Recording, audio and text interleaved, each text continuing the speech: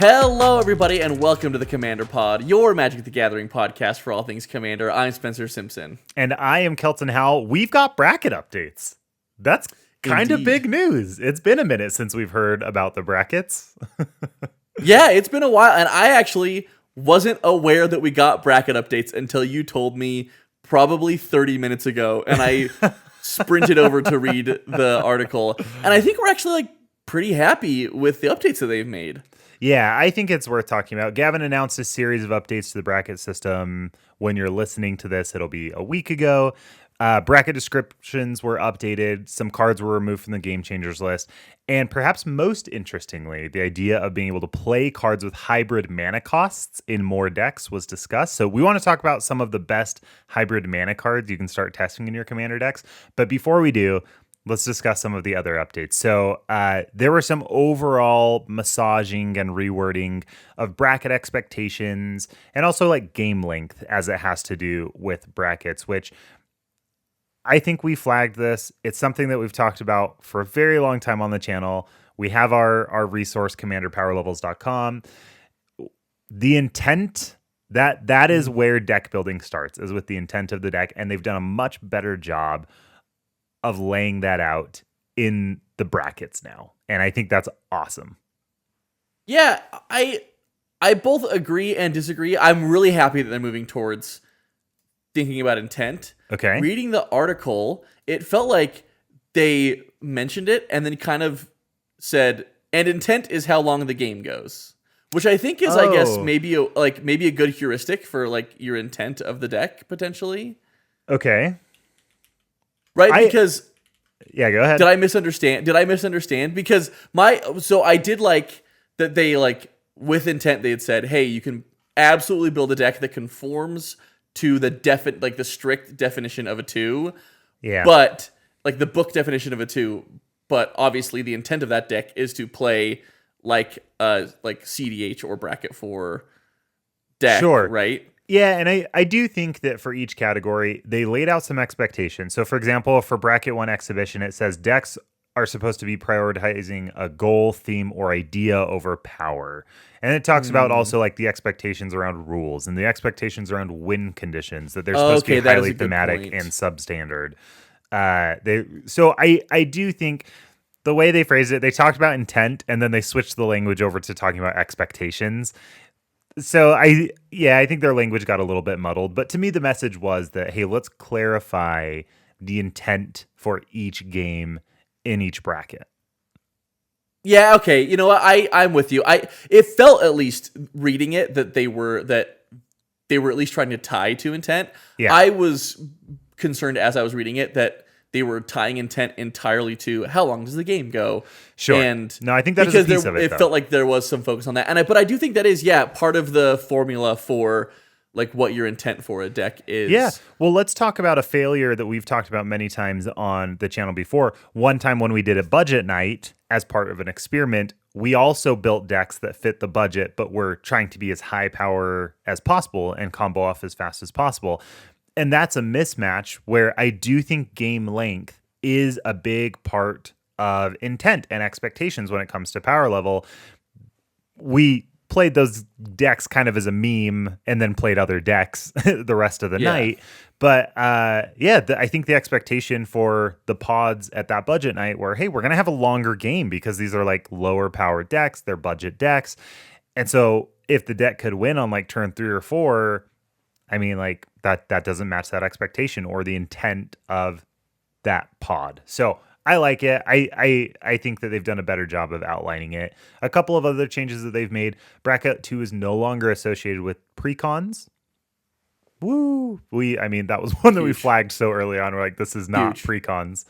So that's awesome. There's no more tutor restrictions beyond Game Changer. So some of the original language was a few tutors. But no game changers. And so they're like, okay, that's too ambiguous. We don't want to put numbers on it. So just if it's a tutor and it happens to be a game changer, then you can't play it in bracket 2. But we're not going to dance around the rest of the tutors. You can just, if you want them, run them. So, and once again, it leads it to intent, where it's if you're running the tutor, to look for a Why? combo Yeah. to end a game early, then it's not matching the intent of the bracket. So that, I mean, it all comes down to that, I think. Yeah, absolutely. I think they've done a really good job of adding the expectations. Um, for my taste, reading the expectations, they didn't tie. I didn't feel like that was tied into. And this is what people expect. This is how you should what your intent should be building this deck is to build it towards this. But after you mentioning talking about that and kind of that language shift, I really see what they were going for with like bracket 2, for example. I like that there's no mention of precons because that is was so huge. And I like that it says win conditions. People expect win conditions to be incremental, telegraphed on the board, and disruptible. In addition to saying you should expect to be able to play at least 8 turns before you win or lose. Because to me, 8 turns is like, okay, sweet. If like turn 9, if you've ramped once, you have enough mana to now do like a Sanguine Bond, Exquisite Blood type combo. And historically, they've also said no 2-card combos in bracket 2. So that is something that wouldn't fit in this category anyways. But even with just this definition of intent, you don't need to say that necessarily because that's not an incremental or telegraphed or particularly disruptible win condition as well, right? Yeah. And so I think I really like this more descriptive language around intent rather than hitching your wagon to precons or hitching your wagon to even no though early that's so combos. Understandable. It's far too restrictive. The other language that I really, really like for bracket 2 is it says that gameplay is to be proactive and considerate, letting each deck showcase its plan. And I think there was a time in our play group where we all kind of moved to these very proactive decks where we were less concerned with interacting with and stopping each other's decks. And it was kind of just like, hey, everyone's going to try and pop off and do their thing, and whoever does it fastest and hardest wins. That was, and we had fun kind of in that area of the game in our play group. And I like that there's now language and that there's a place for that I can expect when I'm playing bracket 2, that everybody should have the shared understanding that that's what the experience is going to be like, where it's like, hey, yeah, my deck's just trying to do the thing. I actually don't even care that much about stopping you from doing your thing. I want to see you do your thing, actually. And that's fun. That's not to say you shouldn't play interaction. You should please play interaction. 100%. But as we've talked before, the amount of interaction and the type of interaction is going to scale with power level, and in this case, with the brackets. So I really love that call out here for bracket 2. Yeah, absolutely. I'm starting to feel like if I am trying to translate from where we had been in our power levels, that bracket 2 is starting to feel like what was the mid power kind of or low area. mid maybe. Yeah, potentially low mid. I feel like a lot of what we were trying to do at the time was shooting for what we felt like was mid power. The only thing that I have a little bit of a hard time with is the decks to be unoptimized and straightforward with bracket 2. Because I feel like that means not that every deck I build is optimized or whatever, but when I'm building a deck, that's I'm trying to optimize within the constraints of if that makes sense. Yeah. And I do think we're going to talk about this here in a minute. I think it shows that there is still a gap. Our power level system that we've talked about on the channel that we use internally with our play group. There's 5 categories. There's low, mid, high, mid, and high. Here, excluding CEDH. So here, there's 4 brackets excluding CEDH, and I think it just goes to show that if you map them to ours, bracket 1 is low power on our scale, and I think that bracket 2 is probably close to low mid, or maybe the low side of mid. And then bracket 3 is just a high mid or the high side of mid. And then bracket 4 is very solidly high power for our considerations in ours. And I think it just goes to show we're probably still missing a bracket in the bracket system. And we'll talk about that in a minute. It's something they're thinking about. Yeah, absolutely. Absolutely. Another change. No, they removed some cards from the Game Changers list. There were kind of 2 categories and a couple strays that came off the Game Changers list. The first category was high mana value cards. So these are things like Expropriate, Jin-Gitaxias Core Augur, Sway of Stars, and Vorinclex Voice of Hunger. And I think that their rationale behind this is In a game of Commander, if you're casting a gigantic splashy spell late in the game, then it's okay if that changes the game. Like you're expected to change the game in that way at that point. Yeah, when you would kind of given me the spark notes of this article when we were talking on the phone a little bit ago.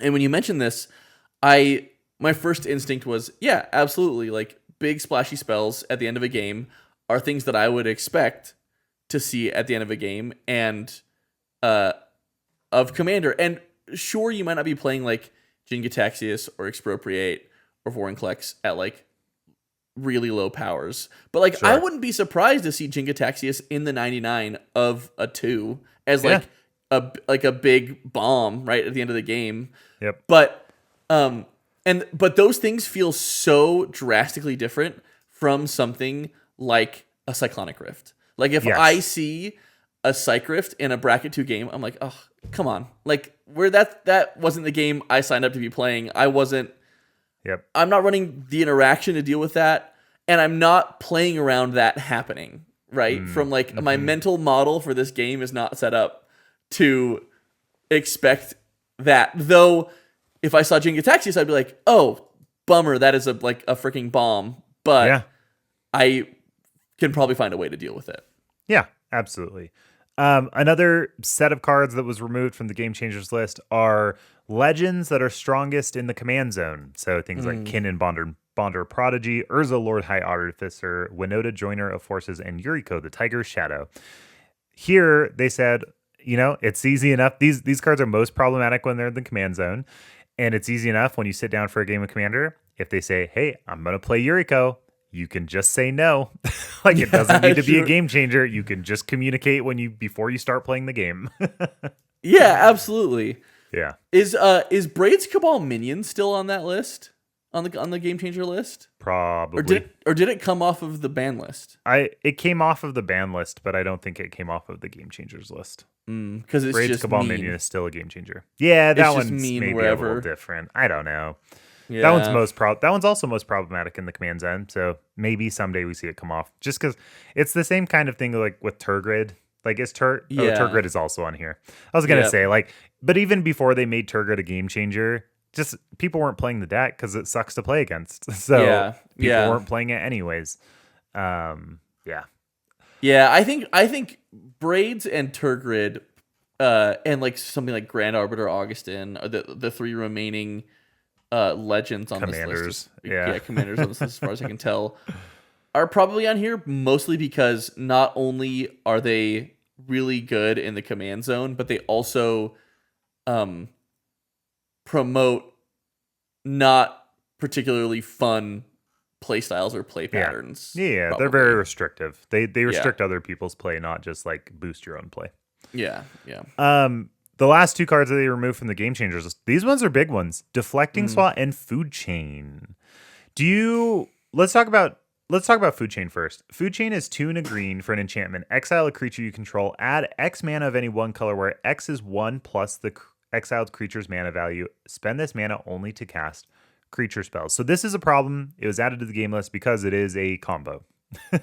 Right? It's a combo with something like Mist Hollow Griffin or Squee, or there's a third one. There's another one that's an Eldrazi, and I can't remember the name of it. Yeah, whatever it is. So the idea is that you can cast those from exile, so you can create infinite mana, and then with that infinite mana, usually you do something like cast your commander an infinite number of times, or something like that. So this is a problem because it's a combo. Have you ever put Food Chain in a deck when it's not a combo? Nope. Would you ever want to? Probably not. No, I don't know. I was thinking about it. I think it could be interesting in like some sort of Jund deck that makes a lot of tokens, and then you can just like sack them. Like I was thinking about maybe, but they're not. It's not a sack outlet. So like anything that cares about them dying, it's you exile them. Right, yeah, but I mean, like, if I was, like, potentially in, like, Tana Tevish, if I was like, hey, I want to make a big mana thing, and I just sacrifice all my Saprolings to make a bunch of mana. And is there any world in which this is better than Phyrexian Altar?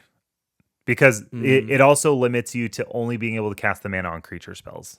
No, Yeah. Potentially not, unless like it's like loops. You're doing loops Yeah. with food chain. Yeah, So exactly. So that one totally fine to see come off because the restrictions that are going to manage this at lower power levels are just the combo restrictions to say Yep. when are you supposed to win? What does a combo look like? So that's fine. Deflecting SWAT. This is the spiciest one for me. This one's the most interesting to me. You have feelings about this move here.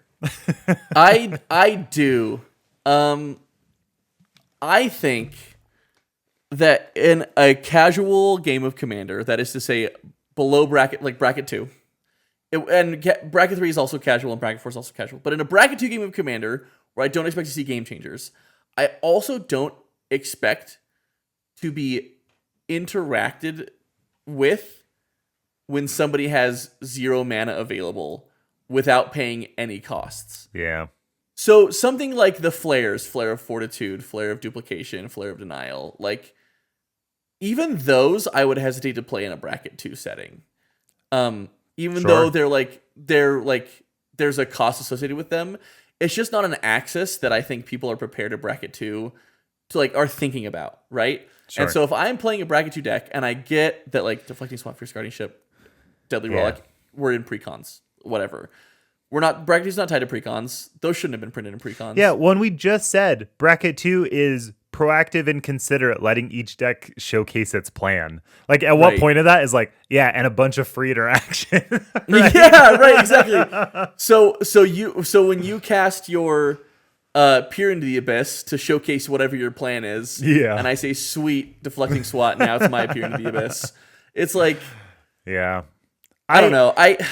This one falls very much in the same category as like Mana Drain. I think Mana Drain should be a game changer. And instead of Mana Drain getting moved up, Deflecting SWAT got moved down. And to me, how is this not a game changer and crop rotation is? Like, that's exactly right. So wild. I don't know. Yeah, I would put crop rotation in a deck 1,000 times before I put Deflecting SWAT in a bracket 2 deck. Yes. So yeah. So, and I actually had a question for you. Yeah. Great. Deflecting SWAT is now no longer a game changer. I mean, it's official. Like, you can just start throwing Deflecting SWAT in your decks. Yeah. If you are running an Izzet deck that is running all of the best non-game changer blue interaction, are you still playing Deflecting SWAT? In bracket 2 Izzet deck, playing all the best interaction. Yeah. I'm probably not playing all the best blue interaction. Yeah. Okay. What I'm trying to get at should this not be a game changer because of what it does for red? Right? And specifically just in non-blue decks that have red. Like, does this make Izzet better? Or does it give red an opportunity to have some sort of interaction? I mean, because the rest of the red interaction is much worse than this. Like, this is the best red interaction. And so if that was the philosophy, if the philosophy was, let's get this off the ban list so that like red has something at every power level that's good interaction, then maybe I can see that. And if you still feel like, I don't know, like an offer you can't refuse, like if that's better than this, then actually maybe this is really okay. But I don't think it is. Like, I think running an Izzet, like an Izzet bracket 2 deck, once again, I'm not putting Deflecting SWAT in a bracket 2 deck, probably, even though it's not a game changer. But theoretically, I'm probably still including Deflecting SWAT over some of the best blue removal because it's free, right? Yeah. Oh, 100%. 100% in a bracket 3 deck. In a bracket 3 deck where you're trying to optimize within the constraints of only playing a couple game changers, you're playing Deflecting SWAT, right? Yeah. And I think that's maybe where it's coming from, is people are like, oh, well, like, if I play Deflecting SWAT and Fierce Guardianship, then like I can't play Rhystic Study and Smothering Tithe or whatever. And it's like, you know, and good. That's where I think maybe I think that's where we maybe need another bracket, right? To be like, okay, you shouldn't be at whatever power level you're trying to do unless you're trying to play like top of bracket 3. And I don't know. So if Deflecting SWAT was like, sweet, this is 1 mana or whatever, then potentially. But the fact that it's like actually legitimately free interaction if you have your commander on the battlefield. That is a big step up over Bolt It's Bend.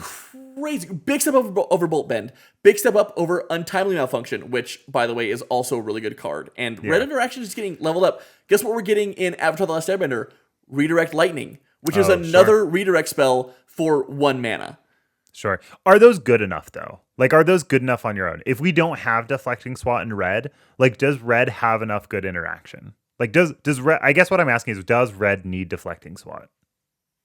I don't. If you're playing mono red, I don't. I think you're doing different things than Needing free interaction. I don't know. potentially because then you also have like in mono red, you have we're getting Redirect Lightning, but we don't have that currently. But you already have Bolt Bend, Untimely Malfunction, Return the Favor. Yeah. Which and you can don't copy. want that many Bolt Bend effects. Like that, Right, you don't exactly. want that many redirect Right. effects. And you're getting a couple, and Deflecting Swat sure is the very best one, and changes not just a single target, but the targets of a spell, which is significantly better.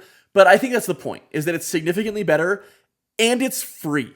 Yeah. So I don't think that it needs to be coming off of the Yeah, and I do think it is list for significantly red. less powerful than Force of Will and Fierce Guardianship, which are game changers.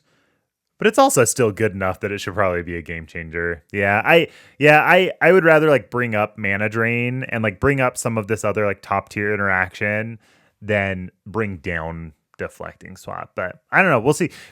I guess my other question is there a chance it goes back to being a game changer? Like, are we just going to get whiplash on this card where it's like, it's a game changer, it's not a game changer, it is a game changer? Like, I mean, in 6 months, if this doesn't work out, like Deflecting Swat is probably safe now, right?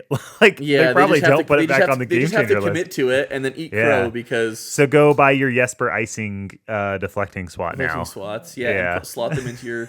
I mean, so... Even in like CDH, I don't play red currently. With the deck that I play most often, and Deflecting Supply is really good. Like, would I rather have Force of Will? Yes. Would I rather have Fierce Guardianship? Sometimes. Like, not always. Like, a Deflecting SWAT is so good when someone's like, I destroy your thing that's going to win the game, and you're like, no, actually, you destroy the thing that's stopping me from then it's winning the game. it's better than a counterspell in that sense. Then it's better than a counterspell, right? And so, like, I think to say that it's strictly worse than Fierce Guardianship is true in the case of board wipes and in the case of win the game spells. Yeah, which I think when you're trying to win the game, like, you'd rather just be safe from everything. I do think Fierce Guardianship's just better, but Deflecting SWAT still has enough legs that I think it should be on the game changer list. I don't know. It's so good. So tell me, do you have any other thoughts on the game changers list or the ban list? Anything that you think should come on or off either of them? Just out of curiosity, as we prepare we're not going to get another update until end of February. So is there anything hoping to hear? I'm probably gonna buy a foil Jeweled Lotus at some point because I'm thinking that one's gonna come off. I hope it does. I hope it does too. What should go on the ban list? You talked about Mana Drain. I think it has the game impact changers list, not onto the game changers list. Yeah. Oh, onto the ban list. Sorry, you're talking about ban list. No, I said either. Yeah. On or off either the game changers or the ban list. Yeah, Jeweled Lotus off of the ban list, and then Mana Drain, I think, onto the game changers list. I'm not playing it because I'm considering it a game changer. Yeah. And so if I kind of am too. If it were a game changer, I might play it in bracket 3 decks and be like, cool, and now it's a game changer. But because it's not a game changer, I don't feel like I can justify just being like, they said I could, it's free, and slotting it into a bracket 3 deck. You know what I mean? Yep. So I think crop rotation, we mentioned that one. Yep. I don't know why. They talked about, they're like, we have too many cards on the game changers list. So they took off 10 of them. And if you're concerned about having too many cards on the game changers list, I'm still not sure how crop rotation makes it on there. Yeah. And 100%. I mean, because because most of the problematic lands are on the game changer list. So like, what are you getting with it that is not just covered by the game changers list already? I don't know. That one's a very, Can I very tell you funny one that I think is on here that I think is so funny? Yeah. Is Tabernacle at Pendrell Vale. That card First is of so all, miserable. I'm sure it's so miserable. I hate playing against that. I And play we're against very that card in cube, and I hate playing against that card in cube. I'm sure it belongs on the game changer list. Yes. And we're very proxy friendly, so like anyone could Yes. play this if they wanted to. Yes. But also, it's like bajillion dollars. I don't know anyone that owns a Tabernacle at Pendrell Vale that Yeah. is looking at it being like, man, I wish I could play this on my commander Yeah. decks. Can I tell you know? what I do own that I'm looking at? And I'm like, man, I wish I could play this in my commander decks. Tell me. Tolarian Academy, Oh, which will never get unbanned. No. But a you just person got can Tolarian hope. Academy at home though. Yeah, it's true. I did, and I am playing it. It is in a deck. I do have. Is it Uthrios? Is that what it's called? I think that's what it's called. Yeah. Yep. I'm not sure. Yeah, someone in our Discord actually did recently mention like, hey, like, what do you want to see come off the ban list? And I think I still stand by the fact that like the Game Changers list is awesome and solves a lot of problems. And personally, I can only make this statement because I don't play CEDH, and I cannot make the statement on behalf of CEDH. I'd rather just unban pretty much everything and let people choose how they want to interface with cards and with Commander, and let the Game Changers list provide some structure to that. So I don't know. I understand we can't. Clearly, there are things on the ban list that we can't unban. Tolarian Academy would be just like an absolute menace in Commander, but I do Power 9. yeah, and like so I do think the ban list, like Prophet of Krufix, obviously is crazy to play against. That card is busted in half.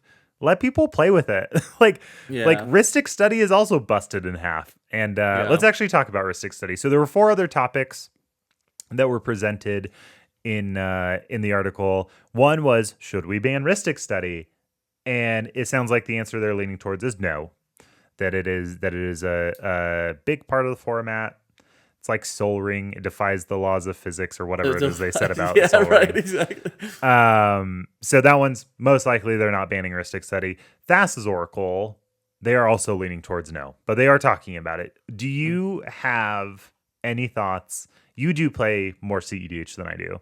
Do you have any thoughts on if banning Rhystic Study and Thassa's Oracle would improve the format?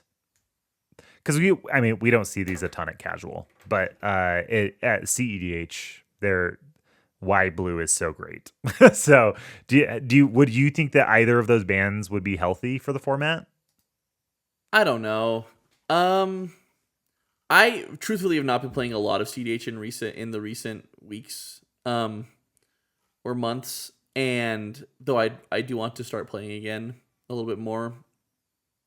I do think I've heard arguments for Rhystic Study that it's like the Rhystic Study meta right now, right? Like everyone's playing Rhystic Study. And I think that like there are also like other decks that are really good and other ways to win that are really good that aren't Thassa's Oracle. And so like Breach, I think, is the best way to win right now. Like I think Thassa's Oracle is like the best win condition technically, and you get to Thassa's Oracle after doing like Breach lines, right? Cool. But like Breach lines are exceptionally resilient, and people are just playing like Grand Abolisher, and then just like doing their Breach lines or whatever, right? And like winning the game. And so the answer is I don't really know. I know there's probably people on either side of the fence. There's people that don't play blue and they're like, ban Rhystic Study, it's so annoying. Ban Thassa's Oracle, what a stupid way to win. And I totally get that. And also, like, I guess I can't really think of other like 2-card combos that are played really that regular, like with that much regularity. Like if I think of like Food Chain, it's a 2-card combo because it's the first sliver's in the command zone. Sure. Exactly. Yeah. Exactly. Yeah, exactly. So do you think that 2-card combos make CDH better? Just like having 2-card combos available? Or would it broaden the meta to like it's 3-card like Thassa's Demonic is no longer in the meta. Like you have to have 3 cards. That's a good question. It'd make it more puzzly. It would make it more puzzly. I will say that's been one of the funnest parts of CDH is like playing decks with like layered combos and finding the lines and stuff. Though um, you ultimately need a way to win the game, and in Yeah. colors besides, and if you're not doing like an Underworld Breach, like Storm Brain Freeze thing, fastest Oracle in blue is kind of your way to say, and now I win the game. Unless you're Sure. trying to, unless you do like, And I don't think Jace. anybody wants the EDH games to just like last longer. I don't think that's like a thing. Yeah. Right? Right. Exactly. Interesting. Well, it sounds like we're not getting Rhystic Study or Thassa's Oracle bans, but interesting that they're talking about it. Their third additional topic was, should they add another bracket? I think we can just say yes and move on. We've already talked this to death. Okay, the last one. Gavin closed the article by saying, what if we allowed you to play cards with hybrid mana costs as one of the single colors in the hybrid mana cost? So, for example, I guess I should let me pick out a card off this list here. Let me pick off one that's like not too exciting. I'm gonna pick on Debtor's Knell because that's actually a card that we've talked about on the show before. So Debtor's Knell is 4 and 3 hybrid Orzhov mana. So any combination of white, and or black. For an enchantment at the beginning of your upkeep, put target creature card from a graveyard onto the battlefield under your control. What Gavin is saying is you no longer would have to only be able to play this in decks that have both white and black. You could play them in any deck that has white or any deck that has black. Do you know how many legal cards in Commander have hybrid mana costs? This is a bad statistic because I can't filter it more than this, but any hybrid mana symbol on a card, basically. But the majority of them do have hybrid mana costs. Whatever it is, -1 because Tassiger has a hybrid mana symbol on his card. Does not have Sure. hybrid mana costs. Yes. 458. Okay, that's a big number. That is like actually a pretty significant number of cards that it potentially unlocks for Commander. Some of the most played ones that don't change with this are the MDFC lands from Modern Horizons 3 because they're 2 colors on the other side, which sucks actually because that would be awesome. Especially Revitalizing Repass. Being able to play Revitalizing Repass in mono green or mono black would be awesome. Yeah, that's what I was wondering. Is you can't play them because they technically have mana symbols on the lands. They're not fetch lands. Yeah, they do. Okay. But there are a lot of other really good cards that this would potentially unlock. And I want to go through a few of them. The first one is all of the companions, basically, except for Gigantha, right? Because it has all the mana pips in its text. Mm-hmm. So I don't want to read all of them. But this does allow you to do a lot more companioning. One, like right off the top of my head, looking at the list of decks, you can now have Aluris of the Dream Den, Cat Tribal deck with Kahira as the companion, which is really cool. Yeah. That's sick, actually. So, I mean, it's cool. Kahira is the most played companion with 4,600 decks. The second place one is Gigantha with only 2,300, and then it continues to drop off after that. There are less than 1,000 Umori, Luris, Garuda, or Zerda decks. There's only 300 Zerda decks. But can you imagine being able to play Zerda in like blue-white artifacts? Oh my gosh, so that's what I was thinking. I know. I was looking at Zerda and I was like, isn't Zerda busted? And then I was like, busted. Zerda is busted. That would be insane. Yeah. That would be one that they would have to consider I don't know. I don't know. But that's like insane. Yeah, with some of these cards, like there are cards that are going to get very good if this happens. I think that Zerda is one of them. Luris could get better. People still aren't playing a ton of Luris. But I do like the idea. Actually, here's a better way to phrase this. Is it a good idea to unlock companions so much? Are you just going to start seeing so many companion decks? And is that a good or bad thing? Well, I don't know. Here's the thing is I don't know if they even are played like as companions in those decks, but just like being able to put Zerda in the 99 of a non-red deck or the 99 of a non-white deck is like really good.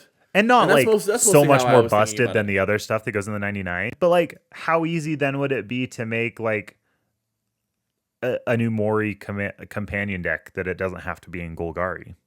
Like Yeah, that's right. actually really, really good. Like Yeah. a lot of green decks would actually love that. Yes. Yeah, that's actually true. So I do think like it would unlock a significant number of these decks. Whether or not that's a good thing, like does it create, you know, homogeneity? Is that how you say that? Do you say homogeneity? Yeah, probably. Homogeneity? Homogeneity. In the format by saying, hey, now every deck is a companion deck. And I don't think it would be that bad, but I am interested to know like how much people would start playing companions more. So if there's an interesting companion that you've thought about adding to one of your decks that you would be excited to add in a deck without these color restrictions, let us know in the comments. I'd love to know which companion decks you're starting to think about. Okay, Spencer, I've got some cards to pitch you. I've got some cards to pitch you that I think you're going to want to start putting in your decks. We're going to start with one of my favorites, Cold-Eyed Selkie. This is 1 and 2 hybrid Simic mana for a 1/1 Merfolk Rogue with Island Walk. So it can't be blocked as long as the defending player controls an island. Whenever it deals combat damage to a player, you may draw that many cards. I forgot this was hybrid mana costed. That's crazy. Yep. Mono green, baby. Yeah, but also you could throw this in Dimir Rogues as well. Yeah. That's crazy. This card's insane. Wow. That's actually really nuts. Yeah, this is one of my favorite Simic cards. Like it was in my first commander deck, and I have loved it ever since. I think this card is a blast to play, and I would love to put it in any blue or any green deck. This one would make me so happy. I think it's the thing I forget about that ruling is not that, oh, now I can play this in mono green decks or mono blue decks, but that I can play this in any color combination that doesn't have one of the colors of this hybrid mana cost. So whereas typically you'd say I can play this in Simic plus decks. Yep. This is now blue plus or green plus. Or green plus. So it's actually like it's far more than if it had a single color pip. Yeah, right. Yeah, that's crazy. Yeah, so this one's good. There's a lot of stinkers. There are a lot of stinkers. There are a lot of hybrid mana costs that you're not going to play. The ones I picked are the ones that I think would be awesome to play. Yeah, that's pretty insane. The next one is one that you love, and I know that you run in at least one of your decks. Kiora Behemoth Beckoner is 2 and a hybrid Simic for a 7 loyalty planeswalker. Whenever a creature with power 4 or greater enters the battlefield under your control, you draw a card, and then it has -1 loyalty, untap target permanent. I mean, just very good in anything that cares about tapping or untapping, and you don't have to be in green, which is pretty incredible. Yeah. It's good. I mean, another Garruk's Uprising that can be played in any deck that a Garruk's Uprising could be played. Yeah, on a planeswalker that does more stuff. Yeah. That's pretty crazy. Yeah, it doesn't give trample. Obviously, that's like a big part of Garruk's Uprising. But getting to untap stuff, pretty good. So okay, can I tell you one that has the same mana cost as this one that I is not on this list, but I'm interested in? Is Omo Queen of Vesuva. I almost put it on the list. Because it's a shapeshifter. And now it goes in all green plus, or I mean, they haven't made this ruling. But if this ruling were to go through, it would go in all green plus or all blue plus decks. And it's a green or blue shapeshifter that can go in basically. So it is technically a shapeshifter. It does not have changeling. So it doesn't get all the creature types until you put an everything counter on it. So though you can put an anything counter on it immediately. You can. When it enters. Yeah. So, okay. Yes, you can. So, I didn't put it on the list because this one feels very much like not Reflections of Lit-Jarl. What's the Arcane Adaptation? Arcane Adaptation. This feels like our Arcane Adaptation, which I end up cutting from pretty much every deck. Yeah, but it's Arcane Adaptation on a creature that triggers it, that does what you want to have happen. So, like... But it only does it once a turn. It only does it once a turn. And it has to attack. But it also fixes your mana, which is pretty good. Yes. So like just like free mana fixing in those colors is like pretty nice. I don't know. In green. I mean in blue. That's actually the one that is the one use case I was thinking about. Like, is this color fixing in blue, I guess? And maybe, but like mana bases aren't suffering as much nowadays. Okay, hear me out. Hear me out really quick. Okay, I can't wait for this. This You're Omo playing tech. you're playing like an Is It deck, and you're playing the You're playing Simic, Prodigy. and you need to cast Leyline of the Guild Pact. Harmonic Prodigy, is that what it is? Is that the name of it? Yeah. And you're playing Harmonic Prodigy, and you want the ability of your shamans or wizards to trigger an additional time, but maybe something's not a shaman or wizard. You get out Omo in Definitely your could Sans Green deck. You could also play Arcane Adaptation. It works for all of your creatures. And it works for all of your creatures, but it doesn't. Then Omo triggers multiple times and fixes your mana too. Is all That's I'm true. saying. Turn 1, make her a wizard or whatever, and then the next turn, I don't know. do it twice. I think Omo's cool. Omo is Anyway. cool. Undisputed, Omo is very cool. Okay, the next one I'm going to pitch you is Spiteful Visions. Yep, tell me about Spiteful Visions. 2 and 2 hybrid Rakdos for enchantment. At the beginning of each player's draw step, that player draws an additional card. Whenever a player draws a card, Spiteful Visions deals 1 damage to that player. I love draw hate. Now I can play it in mono black. Yeah, now you can play it. Now you can play it in black plus and red plus. Yeah, exactly. You can play it in. Whenever I see hybrid mana symbols, all I can think of is like, oh, you can play it in Jund, and I was like, nope, you could do that already. Nope. You can play it in Grixis. Nope, you could do that already. What am I thinking of? You can play play Draw Hate in Jeskai now, which is cool. Yes, you can, which is cool. So I actually don't think this card is that powerful, but I like this effect. So making this effect more available, I do like. Speaking of a card you can play in Jeskai, yeah, this is one of the cards that immediately gets absolutely broken in half by this rule, and is one of the reasons. I don't know. It becomes an auto include in so many decks. So many decks. It's so good. Go for it, Spencer. Tell us what it is. In every deck besides Esper, this basically goes. Yes. Okay, so if that's a hint, this is a card. This is Manamorphose. It is 1 and a hybrid Gruul mana, so red-green for an instant. Add 2 mana in any combination of colors. Draw a card. It's a free spell. It's a free spell that fixes your mana and replaces itself. Yep. It's just a free card. And gets you to your better 99. Gets you to your better 99. Yeah, This is I feel this way. Gitaxian Probe that fixes your mana. That's what I was going to say. This is Gitaxian Probe that can be played in more decks. Yeah, in more decks. Yeah, and doesn't cost you life. And does better stuff. And fixes actually your can mana. turn colorless mana into mana pips. Yeah. This card's crazy. I just keep thinking, like, if I was an Elsha of the Infinite CDH player and I read this, I would be like, oh my gosh, give me Manamorphose. Yeah. Like, give me Manamorphose right now. This is amazing. Every Is It deck just instantly starts drooling over this card if it's legal.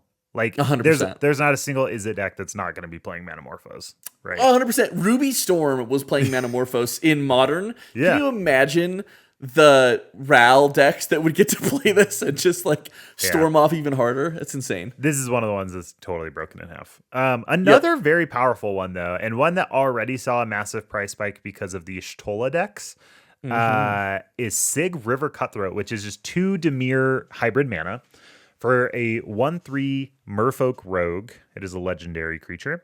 At the beginning of each end step, if an opponent lost 3 or more life this turn, you may draw a card. Good card advantage, and I can play it in your blue plus and black plus. Yeah. What's the one that you can't play it in? Your non-Naya shells? Yeah. So a card that a deck that this goes in is like Valgavoth. I have Valgavoth. This card would be so good in Valgavoth. And it's kind of fun having to play it for double black pips. Like, that's cool, actually. Yeah, that's pretty sweet. So this is another one that would be really good in a lot of decks. That's pretty cool. This is a good card advantage. I mean, it's just potentially drawing an extra 4 cards a turn cycle. Yeah, well, there's just a lot of Sans blue black decks that would like this card. Tons. And so the fact that you could slot it in there is pretty cool. Yeah. Fiend Artisan. This is 2 hybrid Golgari mana for a 1/1 nightmare creature. It gets +1/+1 for each creature card in your graveyard, and it has X and a Golgari hybrid. Tap, sacrifice another creature, search your library for a creature card with converted mana cost X or less, put it onto the battlefield, then shuffle your library, activate this ability only anytime you could cast a sorcery. I have never played with Fiend Artisan. I played against it in a Arena Cube one time, and I really underestimated how powerful Fiend Artisan is. It's pretty good. It can go in aristocrats now. Yeah, well, because it's like a birthing pod. Yeah. But instead of having to have spent the mana on a creature and then turn that into a bigger creature, you just turn anything into a creature. You just have to spend the mana to get it. Yeah. Which is pretty. It's insane. pretty good. I think this card is very good, and it would slot so well into Orzhov or Rakdos aristocrats. I mean, yeah, it'd be 100%. sweet. So that's an easy add. Okay, here's another. This is my so far. I think this makes 3 of my top 3 that I picked. I called this one. I was looking through, and I knew this was going to be one of your top ones. Yep. Yeah. My big picks are Cold-Eyed Selkie, Manamorphose, Sig, and then this one. This is Vexing Shusher. This is 2 hybrid Gruul. Man, it took me a minute there for a 2/2 Goblin Shaman. This spell can't be countered, and for a hybrid Gruul, target spell can't be countered. Have you ever played against this card? I've never played against this card. It is insanely maddening. It's super vexing. It's vexing. It is an absolute nightmare to play against. Oh my goodness. And being able to play in mono green? Okay, here's the thing. I was thinking mono green. Mono green already has a fair amount of this effect in the form of like Allosaurus Shepherd or like Veil of Summer and stuff. I'm thinking also, like, is it just saying, no, you can't counter my stuff? Like, is it just getting all of this it's stuff? Also, yeah. No, but yeah, I mean, but here's the other thing. You can also protect like your opponent's spells. Like if someone casts a board wipe, what? If someone casts a board wipe and you want it to resolve and someone tries to counter it, you can protect it. That's crazy. I didn't think about that. This card is insane. Oh my gosh. Yeah, it's pretty good. Oh my gosh. This card really is crazy. This makes me want to play this in CDH and just like pipe in to Counter Wars and just say, oh no. gosh, yeah, it's kind of a fun card. That's hilarious. I would love for this card to be opened up to more decks, to green plus and red plus. This is an awesome card. And by the way, I somehow just cards with hybrid mana cost on them, I love. Like they just like look cool. So fun. They're so cool. They're cool. Awesome. We already talked about Debtors. No, I won't go over that one again. This is a card I don't think is good, but I wanted to bring it up because I wanted to know, you've played at higher power levels. Where is this playable? This is Guttural Response. This is a Gruul hybrid mana for an instant counter target blue instant spell. I don't think it's good. Mostly because you have Red Blast and Pyroblast in red already, and you have Veil of Summer and Autumn's Veil in That's green. true. This is just worse than Pyroblast or But is it better than Autumn's Veil? Maybe better than Autumn's Veil, not better than Veil of Summer, probably. Because and the thing about Veil of Summer and Autumn's Veil is they are essentially Vexing Shusher on an instant or Source on an instant, right? In addition to giving you and your permanents hexproof from blue and black. Sure. I mean, this counters a Thassa's Oracle. It does not, because it counters a blue instant spell. Oh, it is just instant. I forgot it's just blue instant. Yeah. Yeah, you're right. It's probably not as good. Okay. Well, we'll skip this one. This next one, though. Oh, boy. This one's kind of rough if it gets opened up. This is Dovescape. This is 3 and 3 Azorius for an enchantment. Whenever a player plays a non-creature spell, counter that spell. That player puts X 1/1 white and blue bird creature tokens with flying into play, where X is that spell's converted mana cost. I read this at first like a Uh-huh. six mana counterspell, a 6 mana Okay. bad counterspell until I saw the line enchantment on the type line, and Uh-huh. then you said whenever, and I was like, oh, that's terrible. That's so funny.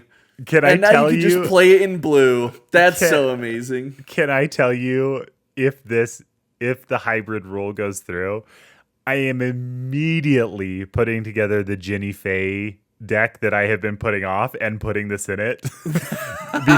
Because then all my spells turn into that many dog or cat tokens. That's crazy. And you just play giant non-creature spells. Yes. Oh, that's so amazing. I think this card you know what would you be do is absolutely you play hilarious. this and then you just like slam a convoked city on fire that gets immediately countered and then turns into 8 dogs and cats. Yep. Oh, that's so the amazing. game plan. I think this card is awesome. Nobody likes playing against this card. This card creates many issues at a table. That's Because so it's funny. you can only remove it with a creature Oh spell. my gosh. I didn't even Yeah. think about that. It's like Yeah, uninteractable dude. except for This with card sucks. oh my gosh, you have to be playing green or white creatures Yeah. that exile enchantments. That's Yup. insane. Yeah, this card is very rough to play against, but boy, do I also hope that That's this so works funny. out. You know what? I have been thinking about building a Raph Weatherlight Stalwart. Cool. The 2-pip one. Is that the right one? Yeah. Yeah, I think you are thinking of the right one. Raph Weatherlight. I'm gonna look it up just in case. Yeah, Raph Weatherlight Stalwart. This would be a sweet card in that deck because you do that and then you just start to pump Tapping up. birds. Yeah, exactly. You just start tapping birds to draw a bunch of cards. Oh, I love it, man. That's so great. So funny. Except whenever you cast an instant or sorcery, so you just play a bunch of convoke instant and sorceries, and they all turn into birds. Some more birds. Raph, Weatherlight, Stalwart, Convoke. I like it. Self-populating birds. That's hilarious. Okay, I've got 2 more on this list. We'll hurry through these. Everlasting Torment. I don't know about this card. I've actually never seen this card until I started looking through some of the hybrid cost cards. This is 2 and a Rakdos hybrid for an enchantment. Players can't gain life, damage can't be prevented, and all damage is dealt as though its source had Wither. I was casually perusing through these as before we were recording, and this one is sweet. This is a sweet card. Yeah. Can I tell you where I immediately think of with this card? And let me make sure it actually makes sense. Yes. This could go in Hepatra. Oh, that would be so cool. Whenever you put Hepatra. 1 or more -1/-1 counters on creature, you create a 1/1 green snake token with Death Touch. And then When they deal damage, you make another 1/1 with Death Touch because it deals the damage in as Wither. as a -1/-1 counter, Yep. but Death Touch still applies, right? Yeah, the and so it creature will dies. But you still get a snake. But you replace the snake. That's crazy. I think it's still. I don't know if Death Touch still applies. I'd have to check the rules on that one. I think it does. I think Does it it? does. Death Touch and Wither. I'll have to Google Death Touch and Wither later to see how that interacts. Here's my theory because I've looked it up before with Infect, which is essentially Wither, but also to players. And it's still dealing damage, and I think Death Touch is when it deals damage. You're right. It still works. Yeah, Yeah, because it's still this dealing would be the the damage. coolest card in Hepatra if Oh this my worked out. Gosh, it would be insane in Hepatra. So that one's fun. And then this one is a new card. This is Ultimate Green Goblin. 1 and 2 Rakdos for a 5/4 Goblin Villain legendary creature. At the beginning of your upkeep, discard a card, then create a treasure token, and it does have Mayhem for 2 and a Rakdos. You can cast the card from your graveyard if you discarded it this turn. Is this good in just black plus Reanimator? Probably. You're probably already playing Rakdos if you're doing like a black plus reanimator type strategy. But like you could put it in like a Dimir reanimator deck, which is really Yeah. cool. Or Golgari, like Graveyard Matters, like Yeah, could be really cool. yeah, I think that could be pretty sweet. So I mean, this works one of my best first with other thoughts- Mayhem cards, but like there might be something here. I don't know. One of my first thoughts is that it like is pretty fun with like Oscar Rubbish Reclaimer as well, because you discard the card and then you get a treasure to pay for that spell. That was one of the places that I started to scheme as well. Was is it time to put together my Oscar deck? Yeah, 100%. Yeah, it's very cool. There's actually some really cool discard cards with hybrid mana that would be awesome with Oscar. I guess you could already play it here, but my next thought was immediately Fleam, but mostly because I love Fleam. We're a little behind on Fleam, sure. but yeah, yes, I think this was custom built for Norman Osborn, who's also the Green Goblin, who happens to be Green Goblin. Yeah. Yeah. So, anyways, were there any that I sold you on? Any of these that you feel particularly excited about if hybrid mana was allowed in its individual colors? Manamorphose. I'm pretty excited about that one. That would be sweet. That could potentially, I don't know. I always would have been interested in Elsha of the Infinite, but I think Manamorphose could make Elsha of the Infinite just like disgusting. Really cool. So here's a question. Do you play Gitaxian Probe in pretty much all your blue decks because it's like a very similarly like free spell?